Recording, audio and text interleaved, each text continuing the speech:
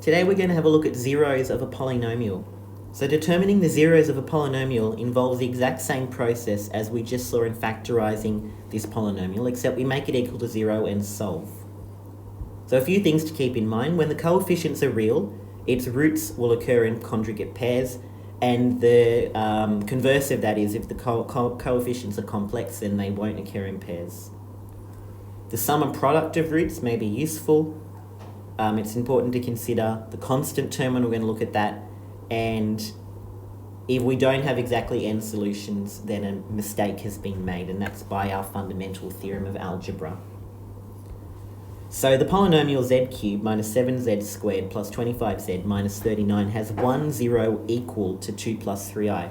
Write it as a product of its three linear factors, which is another way of saying factorise over the complex field. So all we have to do is go, okay, by the conjugate root theorem,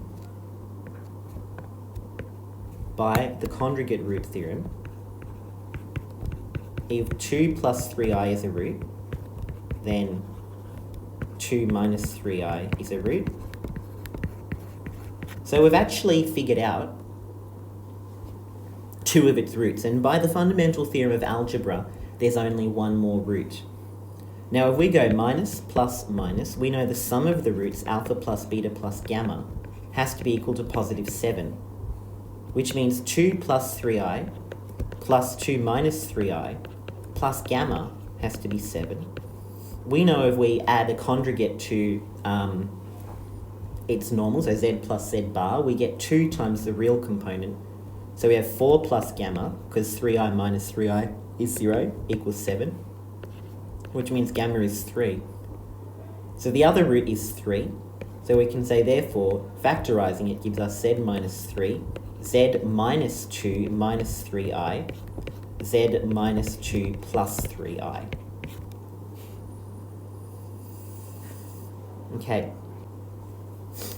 Okay, this example here says solve z to the power of 4 minus z cubed plus 6z squared minus z plus 15, given that z equals 1 minus 2i is a root. Well, that means to us 1 plus 2i is also a root by the conjugate root theorem, right? So if we go minus plus minus plus, we know that alpha, for example, is 1 plus 2i. We know our other root beta is 1 minus 2i. And potentially there's either two more complex solutions or one real solution, two real solutions, because we know our solutions have to occur in conjugate pairs. Now, we know that if we go alpha times beta, we figure out what alpha times beta is. I'm just going to do it on my calculator. We actually get 5. So since we have 4 roots, we might say, okay, I wonder what gamma and delta are. We know that alpha, beta, gamma, delta has to be positive 15. We know that alpha, beta is 5, so 5 gamma delta equals 15, which means gamma delta is equal to 3. So the product of the two roots that we don't know is equal to 3.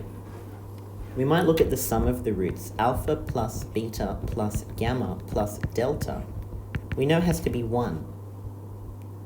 Now alpha plus beta is 2, so plus gamma plus delta equals 1.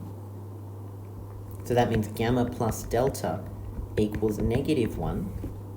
And now we can do some simultaneous equations. From here we know delta is 3 on gamma, which means gamma plus 3 on gamma equals minus 1, which means gamma squared plus gamma plus 3 equals 0. And if we solve that equation, we get gamma equals minus 1 plus or minus the square root of 1 squared minus 12, which is root 11i, or root negative 11, on 2.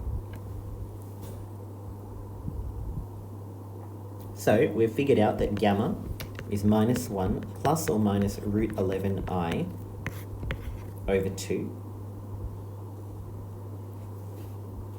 Now, we've actually figured out two roots here.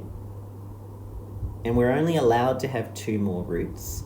So this question is actually implying that if you go 3 over gamma, you're going to get this same thing again. So we've found 4 roots by the fundamental theorem of algebra. We've already found the 4 roots.